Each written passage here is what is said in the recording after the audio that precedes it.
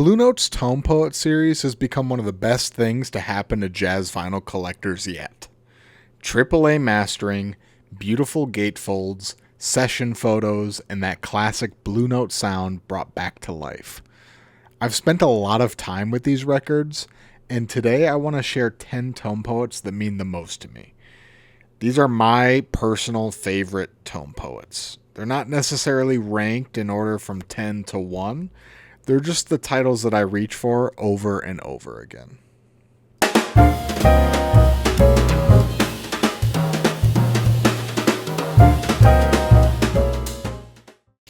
Let's start with the obvious pick, Coltrane's Blue Train. Coltrane's only leadership role on a Blue Note record. And I didn't really think that this would ever get the tone poet treatment because it was a Music Matters title, but I'm so glad that it did. And you got the stereo and mono versions. The whole lineup on this record is killer. You have Lee Morgan, Curtis Fuller, Kenny Drew, Paul Chambers, and Philly Joe Jones. Kevin Gray's mastering gives the horns real weight. Morgan and Fuller sound physically there in the room with you. The stereo imaging is incredibly lifelike on the main album, while that mono cut gives you that punchy, locked-in feel of a typical 50s Blue Note. The standout tracks on this record for me are, of course, the opening track and title track, Blue Train. It's a perfect hard bop opener, bold, confident, and timeless. Moment's Notice is one of Coltrane's most harmonically intricate tunes that he ever wrote, and Locomotion is just pure fun and swagger. Number 9 is going to be Lee Morgan's The Cooker.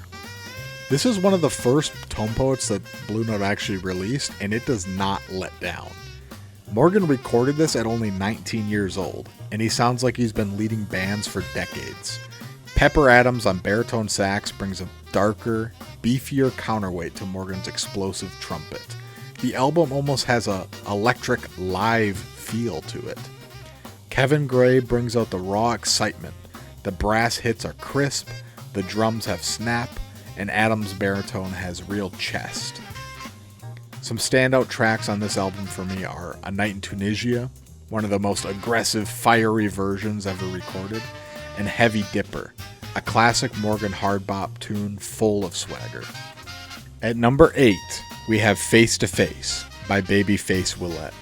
I love soulful organ jazz, so this list would not be complete without this record. It's one of the best Hammond B3 records in Blue Note history. Babyface Willette came out of the church tradition, bringing blues, gospel, and soul into jazz with ease. The organ sound is lush, deep, and three-dimensional, and Gray's mastering gives the B3 incredible body. The bass pedals vibrate the air in a way few reissues capture. Grant Green and Ben Dixon form one of the tightest organ trio rhythm sections of the era. A couple musical highlights for me are, of course, the title track, Face to Face, a greasy, blues-driven and soulful track, and Something Strange, a fun track from start to finish. Number 7 actually isn't a Blue Note title. In fact, there's been several records on the Tone Poet series that weren't initially released by Blue Note.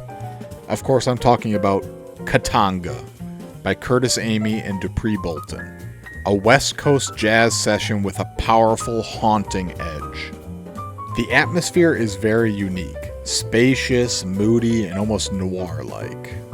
Dupree Bolton's trumpet playing is legendary and scarce due to his troubled life.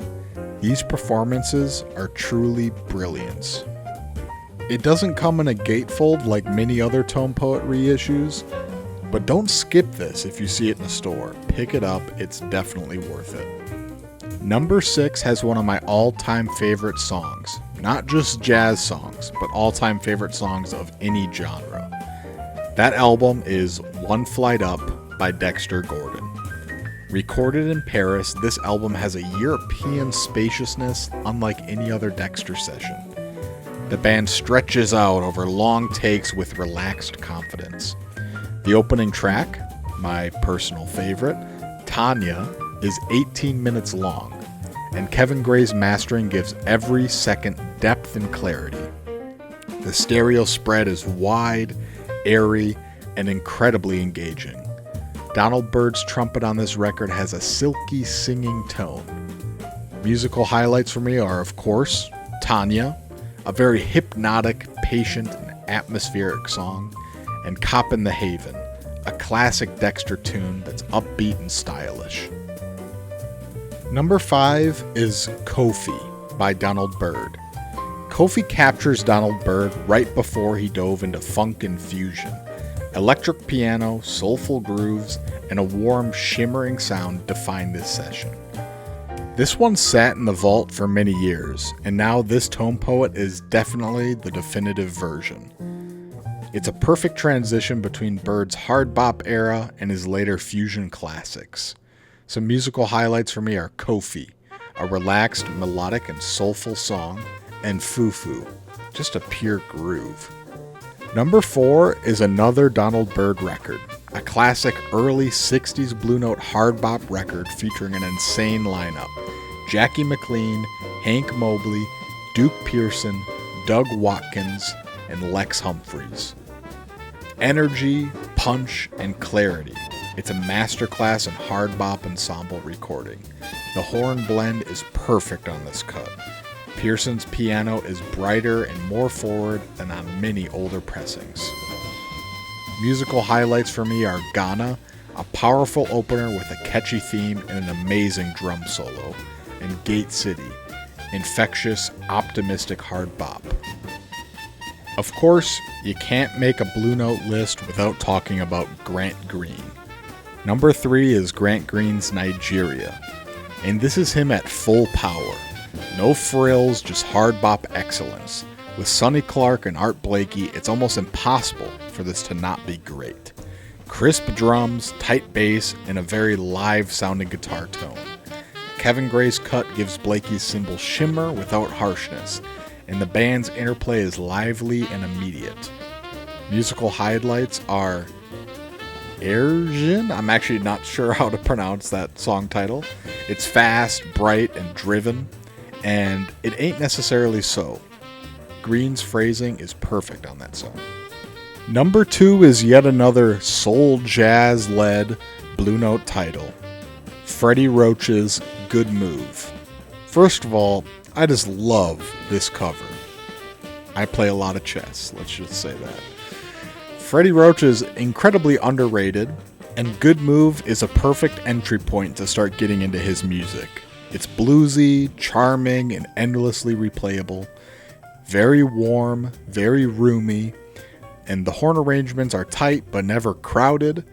Roach's organ has a natural roundness, not brittle or thin like some early 60s organ recordings.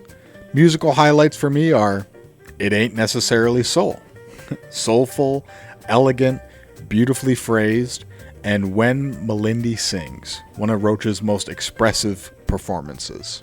Before heading to number 1, let's talk about some honorable mentions, because it was way too hard to narrow down all of Tone Poets to just 10 reissues. Some Other Stuff by Gretchen Moncour III. My Point of View, Herbie Hancock. Sam Rivers' Contours. Bass on Top, Paul Chambers Quartet. Now He Sings, Now He Sobs, Chick Corea. The Kicker, Bobby Hutcherson. And Lee Morgan's Cornbread. And at the number 1 slot, now like I said, it's not necessarily in order of 10 to 1, but I will say that this Tone Poet does mean the most to me, and it's probably the one I've played the most, and that's because it's the first ever Tone Poet I ever bought. And that's Grant Green, Born to Be Blue. One of Grant Green's most intimate, subtle recordings, paired with IQ Beck's breathy tenor, the whole album feels warm and romantic. Now, not only is this the first Tone Poet reissue I've ever bought, but it's the first jazz record I ever bought. and it's what got me into Blue Note, got me into collecting jazz, and really opened my eyes to the world of jazz. Grant Green's tone is incredibly clean and silky, and Kevin Gray brings out Quebec's smoky, late-night sound perfectly. The dynamics are gorgeous, the soft passages have real detail. Musical highlights for me are the title track, Born to be Blue. It's beautifully understated, and Someday My Prince Will Come. Sweet and elegant. Thank you so much for watching. If you enjoyed this list at all, consider leaving a like and subscribing. And please, in the comments, let me know what your top 10 favorite tone poets are. I'd love to read through and see what you guys love.